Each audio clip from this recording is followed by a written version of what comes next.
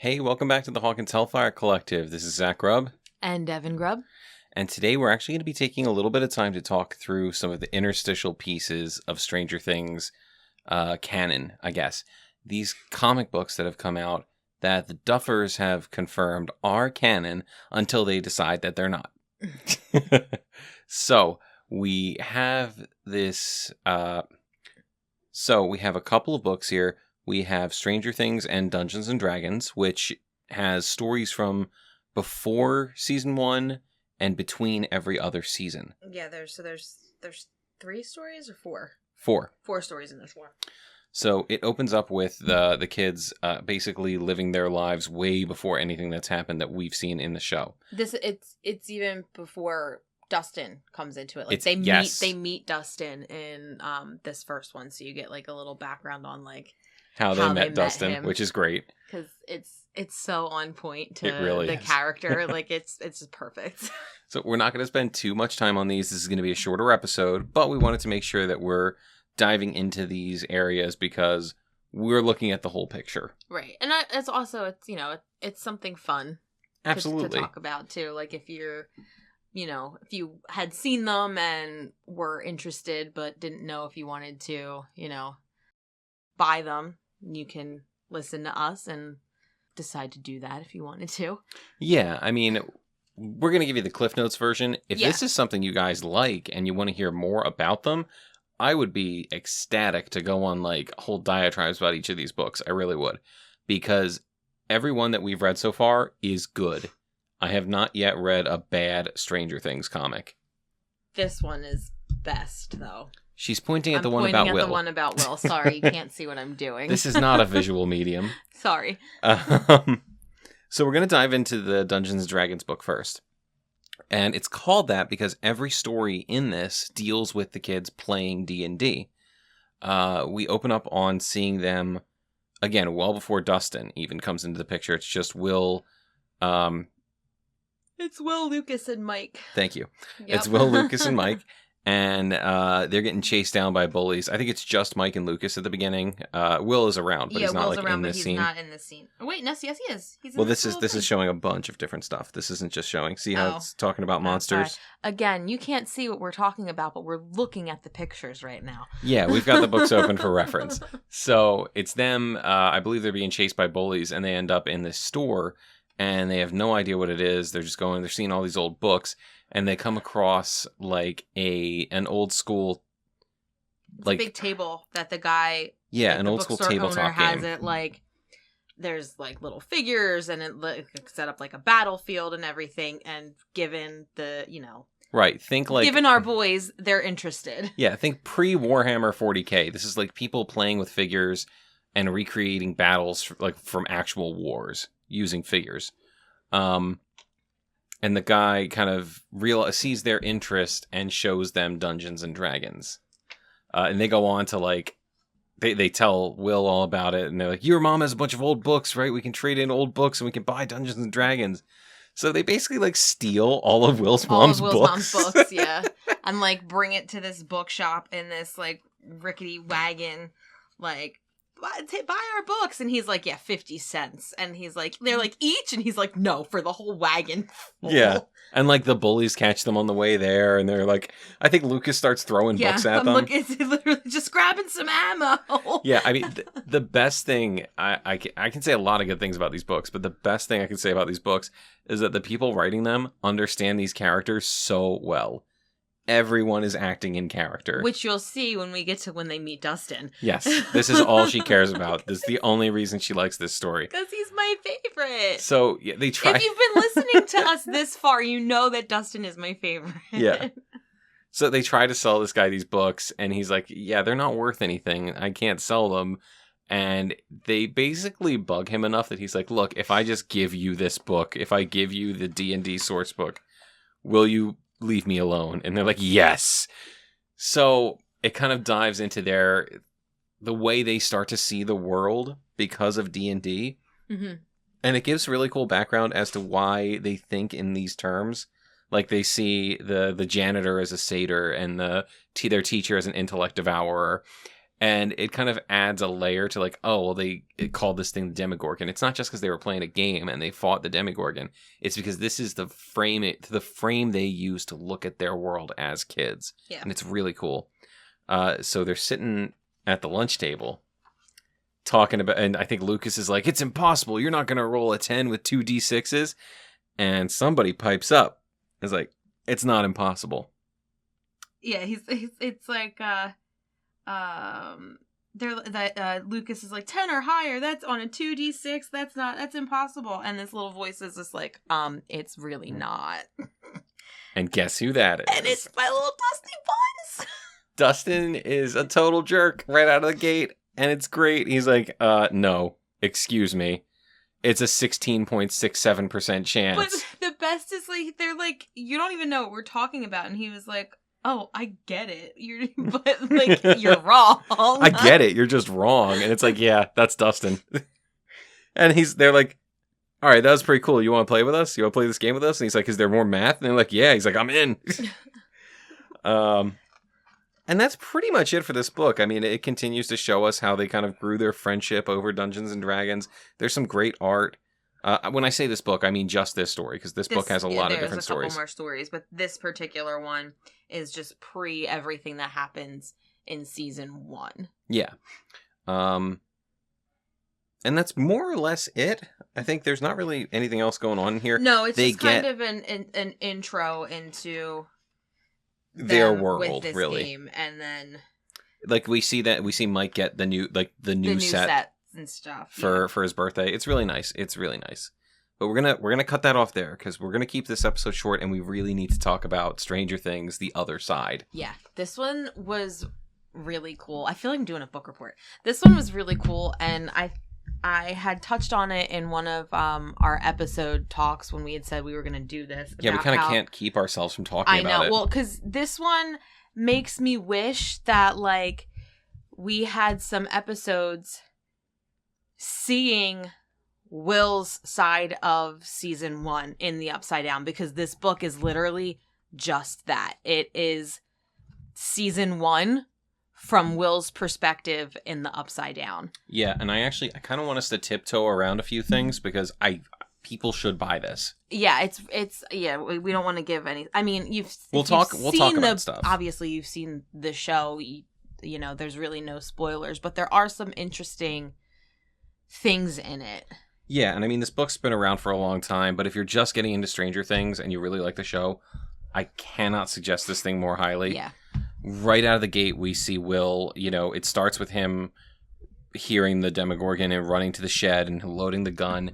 And one of the most interesting things in this is that Will doesn't go through a portal. Mm-mm. Like, everything is laid out visually. You can see what's happening. It's a comic book. Obviously, it's visual. Jesus. But, like, the lights flash and he is in the Upside Down. Yeah. And it's not like the comic ignores portals. It gets into it. No, there's portals involved in it. Yeah. But for some reason, Will is different. And I think that's important. I think it's definitely important. And I feel like that just ties into the whole theory that people say, it started with Will. It's going to end with Will. I feel like Will is more significant than they want you to be led to believe. I personally think Will has the same potential for powers that 11 does. Yeah. Will is just as important as 11. Yeah, and I think a lot of the things that happen in this book allude to that. Like, for instance, when 11 is running through the mindscape, he can see her. Like, we get that scene towards the end of the show where, she comes to him and they speak a little bit, and she's like, your mom is coming for you. And it's like, visually in the show, it kind of seems like, oh, is he like hearing her or does he actually see her? It could easily just be that like this is a visual representation for us, the audience. But the book makes it pretty clear he literally sees her in the forest running around the mindscape. And that also tells us, oh, that's why 11 knows Will. Right. It's almost like he sees her as this like weird like ghostly vision kind of thing, and like he's chalking it up essentially to like, well, I'm in this weird place, I'm just seeing some weird stuff. Right. But in two things. One, he can see her walking through the mindscape. Yeah. No one else can do that. Two, Now we understand why 11 knew who Will Who was. in the picture. In the picture, yeah. she saw him. Yeah. That's huge. Yeah. That is big. This book is so good. It kind of sort of answers questions that we had, or I guess complaints that we had about, how does Will know, where the letters are on the wall, like that nothing changes in the Upside Down, so how does he know? And it's like the artwork in the book makes it seem faint enough that maybe he's kind of seeing it through, like it's like slightly translucent. All of the letters have light behind them from the other side, and it makes it seem like, he's seeing those letters because he's seeing through the light. Right. Those letters aren't there. He's seeing them in the reflection of the lights that Joyce put up. And he's putting it together because he's a smart kid. There's 26 lights. My mom is trying to help me communicate with her. That was my original theory, but I was looking at it earlier, and you can actually see the letters behind the light. I'm thinking he can see the light, and he sees the letters through the light. Through the light? Yeah. Like how in the show, in the new season, they kind of see the twinkly lights, and they put their hands through it and whatever. Oh, with like the little particles? Yeah, and you see, like, there's a little more color there when they do that. Yeah. Like when they're drawing on the light bright, there's some color. When Nancy is like spelling out the words and stuff. Okay. So what I'm thinking is that they're seeing he's seeing through the lights, and he can see the letters. They're not there, but he sees them because the light is showing him the other side. Oh, okay. That makes sense too. Either way, it answers our question. It answers the question, how did he know? Yeah. And hey, look, Duffers, I mean, I know you were on top of these books. I know you were involved, at least in signing off on them. So these guys handed you the whole light thing right from the beginning. Yeah. Oh man, like the Demogorgon trying to come after Joyce. All of that's in here. Will is an active participant in this story. He's not just running and hiding.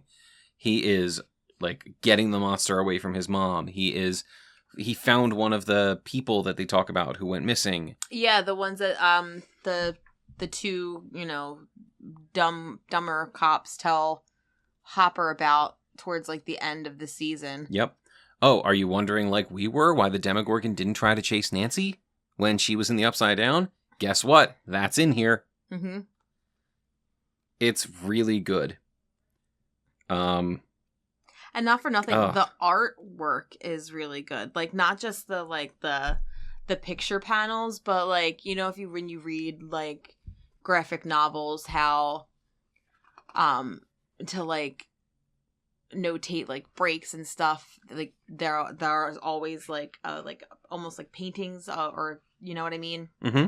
Like those pages are done really well. They almost look like photographs. Like I was just looking at one when you were paging through it. And the drawing of Will looked like Noah Schnapp. Like it didn't look like a cartoon of Noah Schnapp. It wasn't it looked like it was like a photograph. The artwork is great. Yeah. It really is.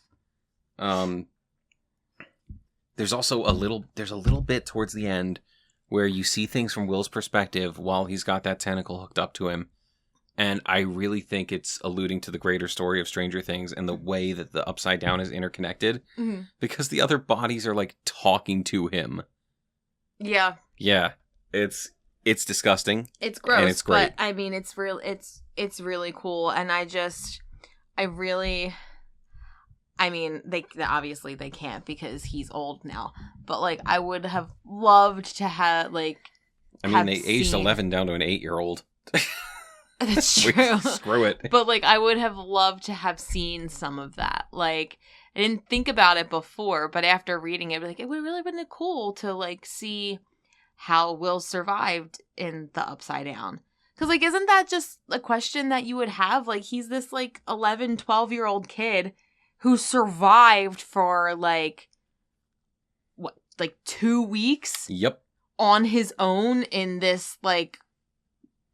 We might be overshooting it at 2 weeks, but still, the fact that many people died. So many people did not survive, could not have survived. They were killed before they even fully got in there. Barb.